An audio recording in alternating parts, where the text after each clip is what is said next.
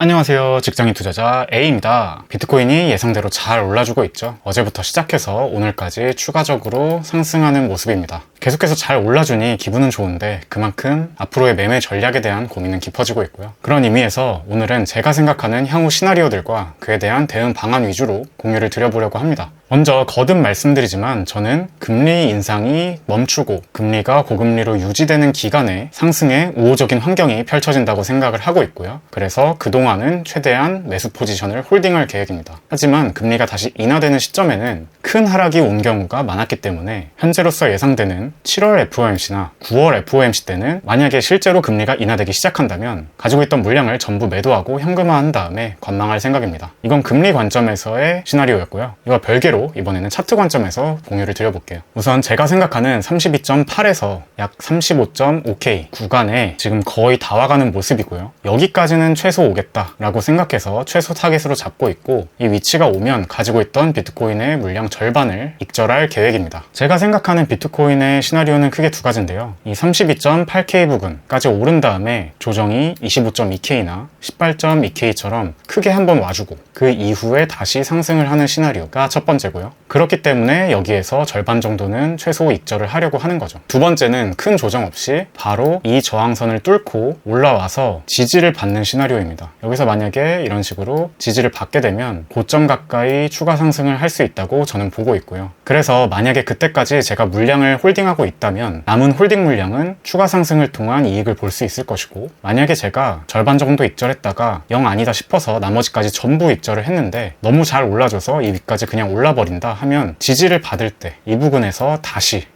매수를 할 생각입니다. 지금 비트코인 가격이 오르니까 다시 뉴스에서 비트코인이 얼마 갈 거다라는 예측치들이 쏟아지고 있는데요. 앞으로 가격이 좀 더 오르면 세간의 관심이 더 집중되고 그러한 얘기가 더 많이 들릴 겁니다. 그러면 여태까지 투자에 손을 놓고 있었던 사람들은 마음이 또 급해져서 매수를 할 수도 있을 텐데요. 계속해서 매매를 하고 있었고 성공적으로 아래에서 매수한 저희들은 그러한 감정에 휘둘리지 말고 이성적으로 판단을 해야 된다고 생각하고, 그런 의미에서 지금은 상승세로 완전히 돌아선 게 아니라 오히려 이제 드디어 본격적인 저항 구간으로 진입했다는 것을 반드시 인지하고 있어야 될 것입니다. 다시 말씀드리지만 지금은 비트코인이 다시 큰 상승장으로 나아가기 위한 첫 번째 관문입니다. 관문을 통과하면 당연히 좋지만 반대로 얘기하면 그만큼 큰 저항 구간이기 때문에 여기서 한 차례 조정이 올 수 있다는 거 인지하고 있어야 되고요. 그래서 내가 욕심을 부리지 않는 투자자라면 최소 분할 익절이라도 할 만한 구간이라는 거, 저도 그렇게 할 거고, 그 이후에 크게 조정이 와주면 땡큐 하고 다시 매수를 시작하든지 그냥 크게 장대 양봉으로 뚫고 올라가 버리면 추가 매수를 하든지 하는 식으로 리스크 관리를 할 수 있겠죠.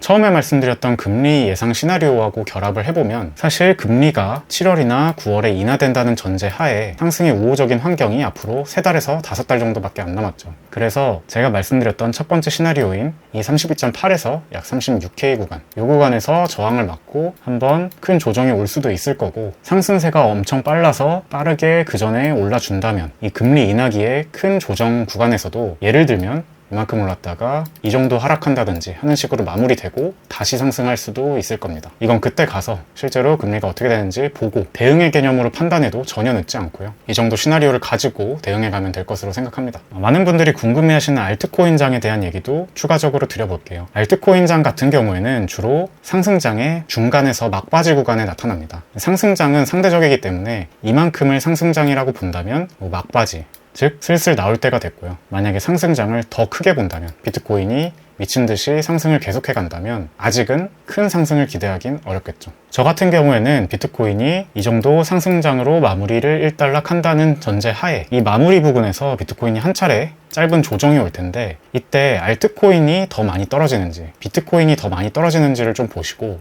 비트코인은 예를 들어 이만큼 하락을 했는데 알트코인은 그에 비해 덜 하락했다 한다면 그때 짧게 약 2주에서 한 달 정도 알트코인으로 갈아타 보는 것도 괜찮다고 생각합니다. 대신 이때 방망이는 짧게 잡으셔야 되고요. 상승장이 지속되면 모르겠지만 아까 말씀드렸듯이 저항대이기 때문에 만약에 그대로 하락장으로 빠르게 내려가 버린다면 알트코인은 타격이 클 수 있기 때문에요. 그런데 이것도 역시 미리 예상해서 들어가기보다는 비트가 조정이 올 때 알트가 더 많이 빠져버리는지 아니면 생각보다 잘 버텨주는지 보고 잘 버텨주면 그때 확인하고 들어가도 늦지 않다고 생각합니다. 만약에 알트코인이 비트코인보다 더 많이 빠지는 모습이 나타난다. 그렇다면 알트코인의 상승세가 생각보다 세지 않은 것이기 때문에 비트코인 익절한 현금을 알트코인으로 갈아타지 않고 그대로 현금으로 놔두는 그리고 관망하는 전략을 취하려고 합니다. 아무쪼록 오늘 영상은 여기까지고요. 오늘도 끝까지 시청해주셔서 감사합니다. 저는 다음 영상에서 더 좋은 내용으로 찾아뵙겠습니다. 직장인 투자자 A였습니다.